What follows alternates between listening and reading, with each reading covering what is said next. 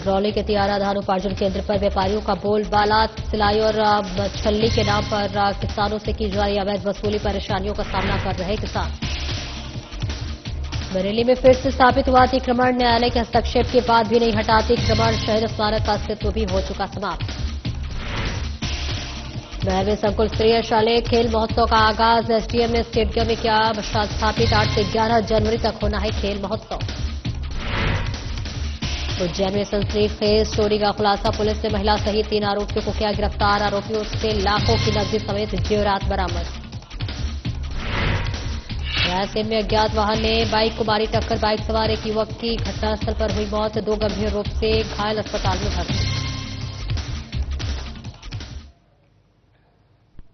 नमस्कार, स्वागत है आपका और मैं हूं आपके साथ सपना दीपक मद्देशिया। बुलेटिन का आगाज करेंगे। सिंगरौली तहसील अंतर्गत तियारा धान उपार्जन केंद्र पर किसानों से अवैध वसूली की जा रही है। शासन के निर्देशानुसार 2 दिसंबर से धान उपार्जन केंद्रों पर धान की खरीद प्रारंभ की गई है। सिंगरौली जिले के हर धान खरीदी केंद्र पर जमकर किसानों से वसूली की जा रही है। हर किसानों से सिलाई और छल्ली के नाम पर जमकर अवैध वसूली चल रही है, जबकि सिलाई और छल्ली का पैसा शासन की ओर से उपार्जन केंद्र संचालक को दिया जाता है, जिससे किसान परेशान हो रहे हैं। तियारा धान खरीदी में व्यापारियों का बोलबाला है। यहां व्यापारियों को पैसा लेकर बोरी बरदाना घर ले जाने के लिए दिया जा रहा है और किसानों को खरीदी केंद्र पर भी बारदाना समय से सुलभ नहीं हो पा रहा है। तियारा क्षेत्र के किसानों ने बताया कि जो खरीदी केंद्र के संचालक को पैसे नहीं देता, उसकी धान की गुणवत्ता पर सवाल किया जाता है।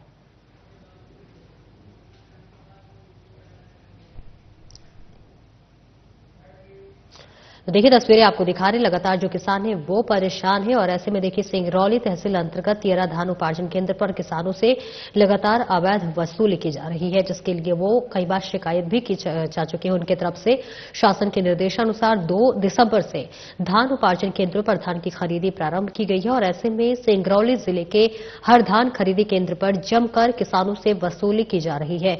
हर किसानों से सिलाई और छल्ली के नाम पर जो है अवैध वसूली चल रही है और जबकि सिलाई और छल्ली का पैसा देखिए शासन की ओर से उपार्जन केंद्र संचालक को दिया जाता है। इसके बावजूद भी लगातार किसानों से अवैध वसूली की जा रही है, जिसके बाद से लगातार किसान जो है वो गुहार लगा रहे हैं, परेशान दिख रहे हैं।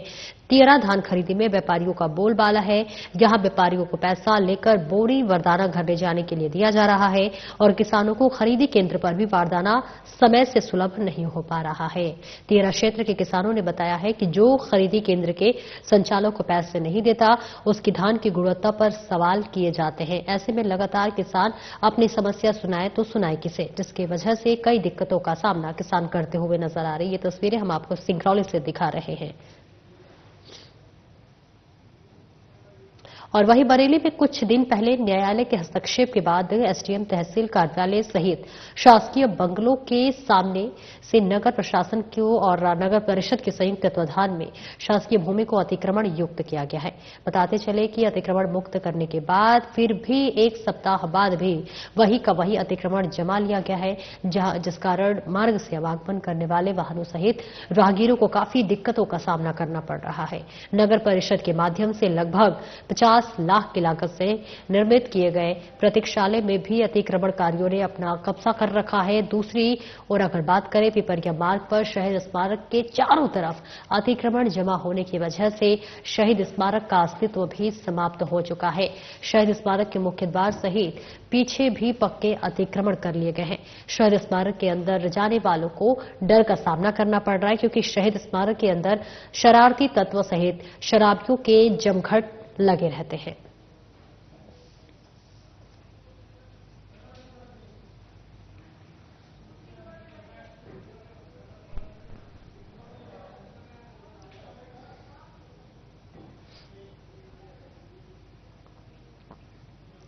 और बहर में संकुल स्तरीय शालेय खेल महोत्सव 2024-25 का आयोजन 8 से 11 जनवरी तक शासकीय खेल परिसर स्टेडियम में किया जाना है, जिसमें उत्कृष्ट विद्यालय और बहर संस्कृत संकुल अंतर्गत आने वाले कुल 14 शासकीय और अशासकीय माध्यमिक विद्यालय के खिलाड़ी छात्र छात्राएं भाग लेंगे, जिसकी शुरुआत करते हुए सभी विद्यालय के विद्यार्थियों और शिक्षकों ने नगर में खेल महोत्सव की मशाल लेकर भ्रमण किया। इस महोत्सव में खो खो, कबड्डी, 100-200 मीटर दौड़, बोरा दौड़ जैसी प्रतियोगिता होंगी और वहीं सभी विद्यालयों की ओर से समापन में सांस्कृतिक कार्यक्रम की प्रस्तुति दी जाएगी। खेल महोत्सव स्थानीय सहयोग से आयोजित किया जाता है, जिसका ये तीसरा साल है।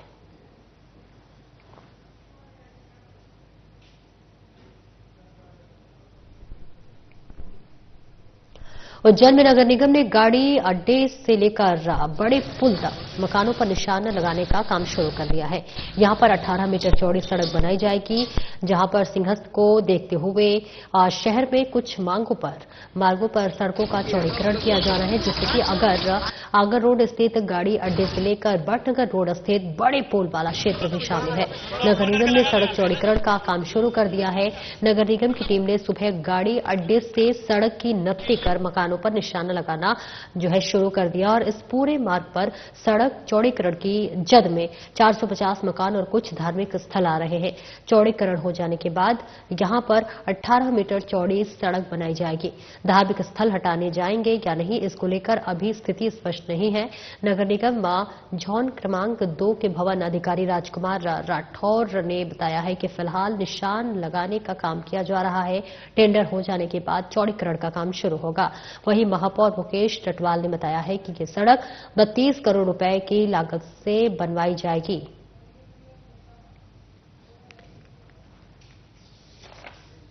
उज्जैन में आगामी सिंहस्थ को लेकर के सड़कों का चौड़ीकरण का काम प्रारंभ हो गया है।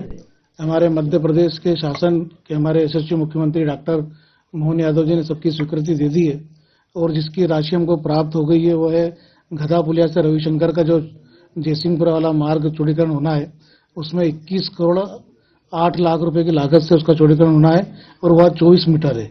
उसी के साथ ही जो हमारे को जिनकी स्वीकृति मिली है वह गाड़ी अड्डा चौराहे से वीडी मार्केट केडी गेट मार्ग जूना सोमवार होते हुए जो मार्ग का चौड़ीकरण होना है उसकी जो लागत है 32 करोड़ रुपए है। ये 18 मीटर होना है। एक हमारा जो मार्ग जो चौड़ा होना है तेलीवाड़ा ढाबा रोड छोटी पुलिया होते हुए वीडी मार्केट तक जो आएगा उसकी जो लागत है 26 करोड़ 86 लाख रुपए है और यह 15 मीटर होना है। एक हमारा जो चौड़ीकरण होना खजूर वाली मस्जिद से लेकर के अब्दालपुरा रविन्द्रनाथ टैगोर मार्ग जीवाजीगंज थाने के होते हुए गणेश चौक तक जो जाएगा इसकी लागत 9 करोड़ 80 लाख रुपए है और इसका जो चौड़े होना है 15 मीटर उसका वो मार्ग है। इसी प्रकार से हमारे जो निकास से कंठाल वाला जो मार्ग है चौड़ीकरण के लिए इसकी जो लागत है वो 6 करोड़ 57 लाख है और यह भी 15 मीटर होना है। एक हमारा जो कोयला फाटक चौराहे से लेकर के छतरी चौक गोपाल मंदिर तक का जो हमारा चौड़ीकरण होना है यह भी 15 मीटर है और इसकी जो राशि लगने वाली है वो 15 करोड़ रुपए है। महापौर जी कब तक काम शुरू हो चुकने की दिनांक? इन सारे कामों का हमने अभी निशान लगाने का काम प्रारंभ कर दिया है। इसका 1 माह के अंदर टेंडर और सारी प्रोसेस इसका हो जाएगा। अगले माह से संभवतः हम सड़कों का निर्माण कार्य हम प्रारंभ कर देंगे। रोड चौड़ीकरण का कार्य स्टार्ट हुआ है तो हम इसमें अभी आज रोड की सेंटर लाइन मार्क करना स्टार्ट की है हमने, तो उसी क्रम में हमने कंसल्टेंट के साथ में रोड की मार्किंग स्टार्ट करी है। कितना रोड चौड़ा होगा और कितना इसमें डिवाइडर से कितना रोड चौड़ा? ये गाड़ी अड्डा से लेके बड़ी पुल तक इसका रोड का है। इसमें मास्टर प्लान में 18 मीटर का रोड है तो 9 मीटर का दोनों साइड रहेगा डिवाइडर से। डिवाइडर सहित रहेगा? जी सर। अभी कितने मकान आ रहे हैं? अभी 450 मकान करीब आ रहे हैं। अभी कितना ये चौड़ा है, कहाँ से कितना चौड़ा होगा ये? यहाँ से गाड़ी अड्डा में हमारे पास अवेलेबल विड्थ काफी है, यहाँ पे टूट फूट नहीं होगी, पर फाजिलपुरा और आगे के एरिया में तोड़ना पड़ेगा। खबर उज्जैन से है, जहां पुलिस ने 2 शातिर चोरों को गिरफ्तार कर चोरी की वारदात का खुलासा किया है। पुलिस ने सीसीटीवी फुटेज और फिंगरप्रिंट के सहारे से 2 शातिर चोर और उनकी महिला साथी को गिरफ्तार कर लिया है, जिन्होंने पूछताछ के दौरान खली व्यापारी और शहर में अन्य 3-4 जगह चोरी करना बताया है और इनके पास से 10 लाख रुपए नकद और सोने चांदी के जेवरात जब्त किए गए हैं। पकड़े गए बदमाशों का पुराना आपराधिक रिकॉर्ड भी मिला है। वहीं एसपी प्रदीप शर्मा ने पुलिस टीम को 10,000 रुपए का नगद पुरस्कार दिया है। ये 24 घंटे में हमारी कोतवाली की टीम ने एक बड़ी चोरी का खुलासा किया है। पाटनी जी हैं, निजातपुरा के रहने वाले, 3 तारीख को शादी में गए थे।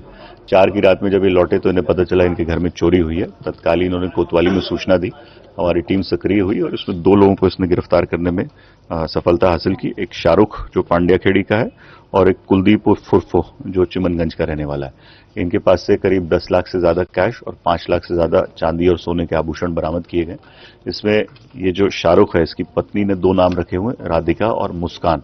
ये दोनों नाम से जो चोरी का सामान होता था इसको साइफन ऑफ या सेल ऑफ करने का प्रयास करती थी। इससे पास से भी करीब 3 लाख रुपए कैश बरामद किया गया। तीनों को गिरफ्तार किया गया है, तो अभी रिमांड ली जा रही है। इन्होंने कुछ अन्य चोरियां जीवाजीगंज क्षेत्र और केडी गेट में करना कबूला है, तो उसके संबंध में भी रिमांड पर पूछताछ की जाएगी और मुझे पूरी उम्मीद है कि इसमें और भी सामान बरामद किया जाएगा। ये आदतन चोर है या किसी और कारण से चोरी करते हैं, जैसे कर्जा है, कोई बताता कर्जे के कारण, नशे के कारण? नहीं, ये आदतन चोर हैं। इनके ऊपर पूर्व में करीब 1.5 दर्जन से ज्यादा मामले चोरी के, मारपीट के, अवैध शराब के, जहरीली शराब के ऑलरेडी दर्ज हैं, जो अभी तक हमारी नॉलेज में आए हैं। और क्योंकि 3 चोरियां इन्होंने यहां पे भी कबूली हैं, तो अभी उसके संबंध में भी हम पूछताछ करेंगे। तो आदतन चोर हैं और इनको हमारे जो फिंगरप्रिंट की टीम है उसने भी आइडेंटिफाई किया है, जिससे जो फिंगरप्रिंट की टीम और एफएसएल की टीम ने एविडेंसेस को लिफ्ट किया था, तो उसमें भी आइडेंटिफाई किया गया। अभी कितना माल जब्त किया? इससे 15 लाख से ज्यादा का माल जब्त हो गया। Madhya Pradesh Chhattisgarh sales representative union ने वर्षों से लंबित मांगों को लेकर एक जनरल काउंसिल की बैठक का आयोजन किया गया, जिसमें पूर्व एमपीएमएसआरयू के कार्यकर्ता और पदाधिकारी के नेतृत्व में विशाल रैली का आयोजन किया गया। रैली में करीब 2000 मेडिकल सेल्स रिप्रेजेंटेटिव शामिल हुए, जहां पर एमपीएमएसआरयू की ओर से आयोजित जनरल काउंसिल का महत्वपूर्ण उद्देश्य सेल्स के नाम पर दमन का विरोध, नौकरी और श्रम कानूनों पर हो रहे हमलों का प्रतिरोध, एसपीई एक्ट की बहाली, डिजिटल अटैक की और से मेडिकल एवं सेल्स रिप्रेजेंटेटिव्स का उत्पीड़न बंद करना है। जहां पर यूनियन की जनरल काउंसिल मीटिंग की प्रमुख मांगे दवाओं के दाम कम करना, दवा उद्योग में कालाबाजारी, भ्रष्टाचार और अनैतिक व्यापार पर मार्केटिंग पर रोक लगाना, दवाइयों पर चिकित्सा उपकरणों को जीएसटी मुक्त करवाना, दवाइयों 8 घंटे काम का नोटिफिकेशन जारी हो इत्यादि मांगे रही।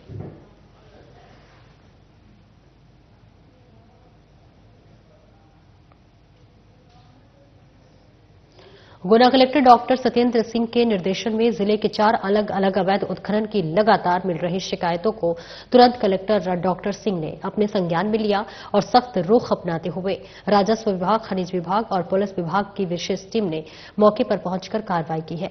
इस दौरान ग्राम भमावत तहसील कुंभराज में पार्वती नदी पर चल रहे अवैध उत्खनन को लेकर मौके पर चांचौड़ा एसडीएम रवि मालवीय और राघवगढ़ एसडीएम विकास कुमार आनंद की ओर से दलबल के साथ संयुक्त रूप से कार्रवाई की है, जिसमें 3 भरे ट्रैक्टर, 17 खाली ट्रैक्टर सहित 1 पोकलेन मशीन को जब्त किया गया है। वहीं सिंध नदी बरखेड़ी तहसील गुना के रेत का अवैध खनन करते हुए एक ट्रैक्टर ट्रॉली जब्त की गई है। कार्रवाई के दौरान डिप्टी कलेक्टर जिया फातिमा, तहसीलदार राज जीएस बैरवा सहित मौके पर पूरी टीम उपस्थित रही।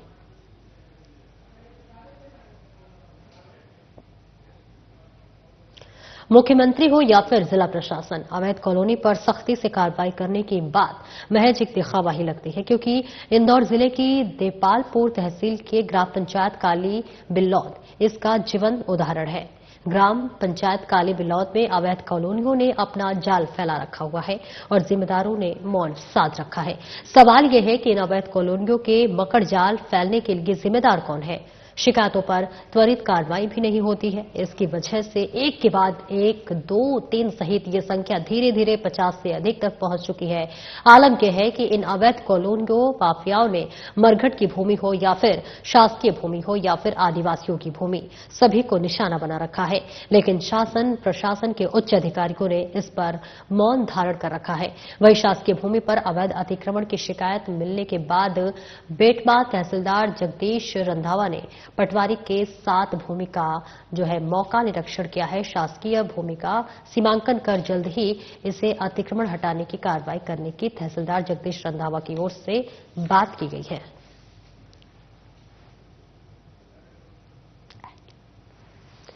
तस्वीरें आपको दिखा रहे हैं जहां पर मुख्यमंत्री हो या फिर जिला प्रशासन, देखिए अवैध कॉलोनियों पर जो है शिकंजा कसना अब किसी की बस की बात नहीं है, क्योंकि लगातार देखिए अवैध कब्जा की जो है वो तस्वीरें इस वक्त हम आपको दिखा रहे हैं। क्योंकि इंदौर जिले की अगर बात कर ले तो यहां देपालपुर तहसील के ग्राम पंचायत काली बिलौद इसका एक सबसे बड़ा उदाहरण है। ग्राम पंचायत काली बिलौद में अवैध कॉलोनियों ने अपना पूरा जाल फैला रखा है और इस पर जिम्मेदार जो है वो मौनसाद रखे हैं। सवाल यह है कि इन अवैध कॉलोनियों के मकर जाल फैलाने के पीछे का जिम्मेदार कौन है। शिकायत हो रही है, शिकायत के बावजूद भी कोई भी कार्रवाई नहीं हो रही है। मेरा नाम सौरभ जाधव है, मैं खतेड़िया रहता हूँ। ये जो प्लाट है जो कटे इस कॉलोनी में, ये हमें पता नहीं था ये जो सरकारी जमीन है, तो हमें ये प्लाट यहाँ पे दे दिए उनने के मतलब बेच दिए कि ये बढ़िया कॉलोनी है और ऐसा वैसा, और इसके बारे में बिल्कुल नहीं बताया कि सरकारी है या कुछ भी नहीं है मतलब। और ये प्लाट ऐसे ही काट के दे दिया, हम धोखे में आ गए मतलब। हमको तो बोला था उन्होंने रजिस्ट्री कर को देंगे, रजिस्ट्री भी करवा दी हमारी, रजिस्ट्री भी हो गई, सब हो गया। किसने बेचा आपको प्लाट? ये हमें अशोक चौधरी और तेजू जाट द्वारा हमने लिया ये प्लाट। अशोक चौधरी, हाँ, और रजिस्ट्री करी बबलू चौधरी ने रजिस्ट्री करी, और अशोक चौधरी और धर्मेंद्र अशोक चौधरी। काफी चीज की समस्या है, लगातार कॉलोनी में चोरियां हो रही है और अवैध कॉलोनी वालों ने आप देख ही रहो कि सारी चारों साइड से दीवार तोड़ दी है। लोगों ने अवैध कॉलोनियों में प्लाट महंगे महंगे लिए हैं और अवैध कॉलोनियों वाले जो बाउंड्री वाल कॉलोनी की तोड़ के और चारों साइड से नए नए लोग आके और बस जाते हैं।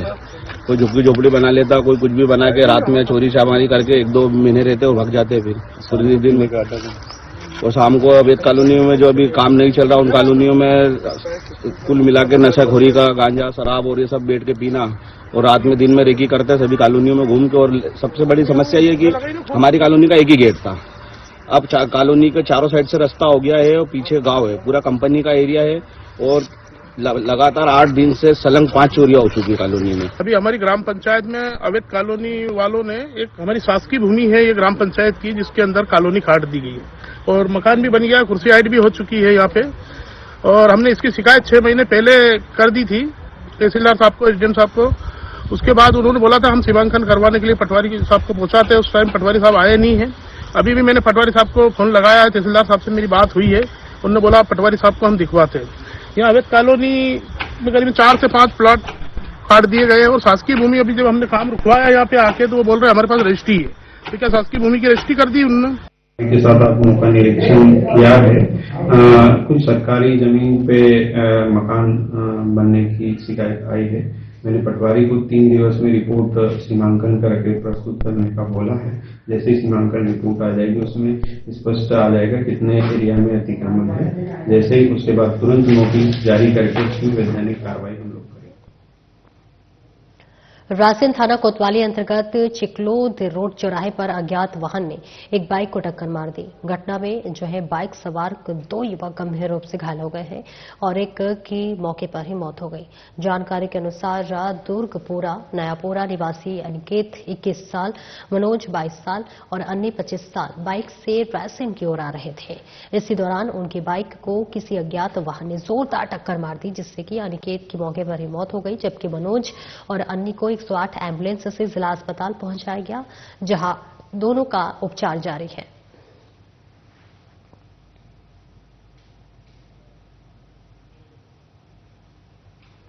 और उज्जैन में महाकाल पुलिस ने महाकाल मंदिर में दर्शन के नाम पर धोखाधड़ी करने वाले महाकाल मंदिर समिति के कर्मचारी उमेश पांड्या और क्रिस्टल कंपनी के सुपरवाइजर करण राजपूत को गिरफ्तार किया है। आपको बता दें कि 2 दिन की पुलिस रिमांड खत्म होने पर पुलिस ने फिर दोनों को कोर्ट में पेश किया, जहां से दोनों को जेल भेज दिया गया है। बता दें कि अभी तक इस मामले में 10 आरोपी को गिरफ्तार किया जा चुका है, जो कि जेल में बंद है। और ऐसे में थाना प्रभारी नरेंद्र सिंह परिहार ने बताया है कि 4 आरोपी फिलहाल फरार हैं, जिनकी तलाश की जा रही है।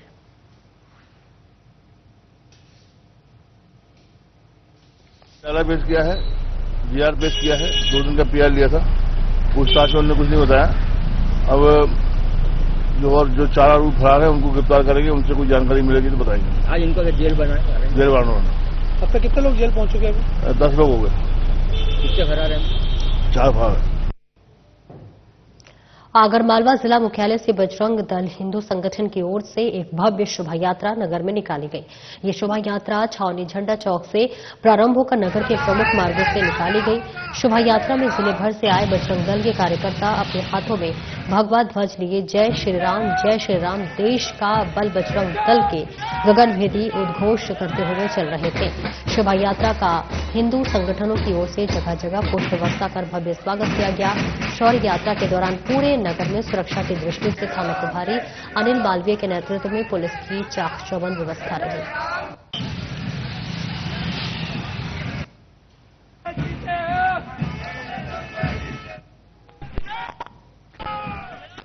रायसेन जिले के बेगमगंज में एक 5 साल की बच्ची शिवांगी लोधी के दिल में छेद होने का पता चला है। राष्ट्रीय बाल स्वास्थ्य कार्यक्रम के तहत डॉक्टर बबलू साहू ने शाहपुर रस सुल्तानपुर आंगनबाड़ी केंद्र पर बच्चों की जांच की, जिसमें शिवांगी की बीमारी का पता चला। शिवांगी के दिल का ऑपरेशन आरबीएस के तहत भोपाल या फिर मुंबई के अस्पताल में होगा और ऑपरेशन के बाद शिवांगी को एक नया जीवन मिलेगा। राष्ट्रीय बाल स्वास्थ्य कार्यक्रम के तहत 0 से 18 साल तक के गरीब और वंचित बच्चों को स्वास्थ्य सेवाएं प्रदान करने के लिए चलाया जा रहा है। शिवांगी के परिवार को इस कार्यक्रम के तहत इलाज में सहायता प्रदान की जाएगी, जिससे वे अपनी बच्ची का इलाज करा सके। ये एक महत्वपूर्ण कदम है जो गरीब बच्चों को स्वास्थ्य सेवाएं प्रदान करने में मदद कर रहा है।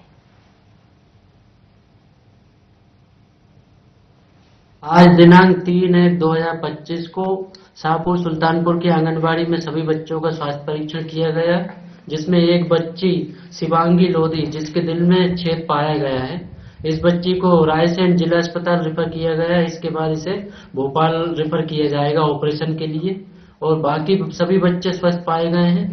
हम आरबीएस के राष्ट्रीय बाल स्वास्थ्य कार्यक्रम के थ्रू आते हैं। ये प्रोग्राम दिल्ली से चलता है और इसमें बर्थ डिफेक्ट के बच्चे चिन्हित किए जाते हैं। ये प्रोग्राम 4D पे होता है, defect at birth, deficiency, disease, developmental delay, और इन सभी बच्चों को स्वास्थ्य लाभ प्रदान किया जाता है। तो इसमें कोई इलाज का खर्चा वगैरह लगता है क्या? इसका खर्चा सब सरकार उठाती है राष्ट्रीय स्वास्थ्य कार्यक्रम के द्वारा। आरबीएस के राष्ट्रीय बाल स्वास्थ्य कार्यक्रम एंड आयुष्मान के द्वारा सभी बच्चों की सर्जरी निःशुल्क की जाती है। छिंदवाड़ा में परासिया रोड स्थित निजी लॉन में 2025 खेल महोत्सव आयोजन को लेकर एक महत्वपूर्ण बैठक का आयोजन किया गया। इस बैठक में जिले के सभी शिक्षक, शिक्षा विभाग के अधिकारी, खेल अधिकारी और राजनीति के वरिष्ठ पदाधिकारी मौजूद रहे। इस बैठक में सांसद विवेक बंटी साहू ने 12 जनवरी से शुरू होने वाले खेल महोत्सव के बारे में जानकारी दी।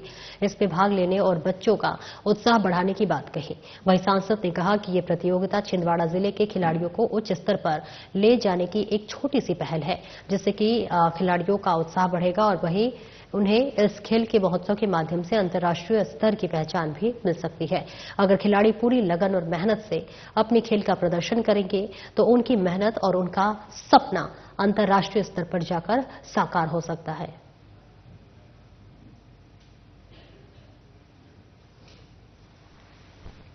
हमारे जिले के बच्चों को खेल में एक प्लेटफॉर्म मिले, उनके अंदर जो प्रतिभाएं हैं उन प्रतिभाओं को निखारने का अवसर मिले, इस मंशानुसार सांसद खेल महाकुंभ का आयोजन किया जा रहा है। और इसमें हमारा प्रयास है कि जिले का एक एक बच्चा, एक एक विद्यार्थी इन खेल प्रतियोगिता में भाग ले। इसको लेकर के आज हमने पूरे जिले के हर स्कूल के खेल अधिकारियों से चर्चा करी है और यह प्रयास किया जा रहा है कि जो बच्चों के अंदर प्रतिभाएं छिपी रहती है और कहीं ना कहीं वो दब जाती हैं या उनको अवसर नहीं मिलते हैं कि वो खेलने में आगे बढ़ सके, लेकिन यह एक प्रयास किया जा रहा है। जैसे पिछले समय हम लोगों ने इतिहास रचा, हमारे देश के यशस्वी प्रधानमंत्री नरेंद्र मोदी जी के जन्मदिन से अटल जी की जन्म जयंती तक 100 स्वास्थ्य शिविर लगाए, तो इसमें भी हम लोग प्रयास करेंगे कि हर एक स्कूल का एक एक बच्चा इन खेल प्रतियोगिताओं में भाग ले और उन्हें प्लेटफॉर्म मिले, उन्हें अवसर मिले कि हम इनको अच्छे से सिखा सकें। हमारे विवेकानंद जी की जयंती 12 तारीख, जिस दिन युवा दिवस के रूप में भी हम लोग पहचानते हैं।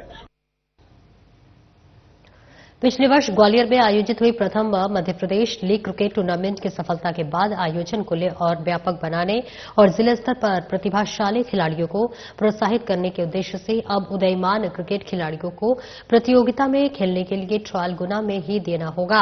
और इसी क्रम में रविवार को एक प्रेस वार्ता आयोजित की गई, जिसे संबोधित करते हुए गुना क्रिकेट एसोसिएशन के अध्यक्ष और पूर्व मंत्री महेंद्र सिंह सिसोदिया ने बताया है कि ग्वालियर डिवीजन क्रिकेट एसोसिएशन के उपाध्यक्ष और एमपीएल के चेयरमैन युवराज आर्यमन सिंधिया के प्रयासों से पहली बार गुना के युवा खिलाड़ियों को टूर्नामेंट में चयन के लिए ट्रायल के लिए गुना में ही मौका मिल सकता है, जिसका उद्देश्य युवा खिलाड़ियों की सहूलियत के मद्देनजर एमपीएल की टीम ग्वालियर चीता ने 12 जनवरी को ट्रायल आयोजित करने जा रहे हैं। ग्वालियर चीता टीम के एडवाइजर बाबा ने बताया है कि गुना में गुना सहित अशोकनगर और शिवपुरी के खिलाड़ियों का ट्रायल होगा, जिसमें 24 खिलाड़ियों का चयनित किया जाएगा, जिन्हें ग्वालियर से खेलने का मौका मिलेगा।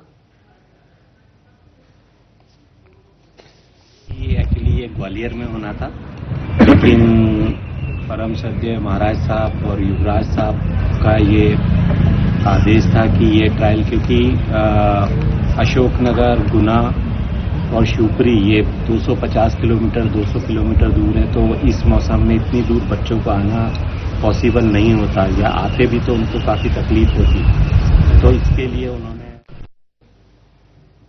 फिलहाल इस बुलेटिन में इतना ही। नमस्कार।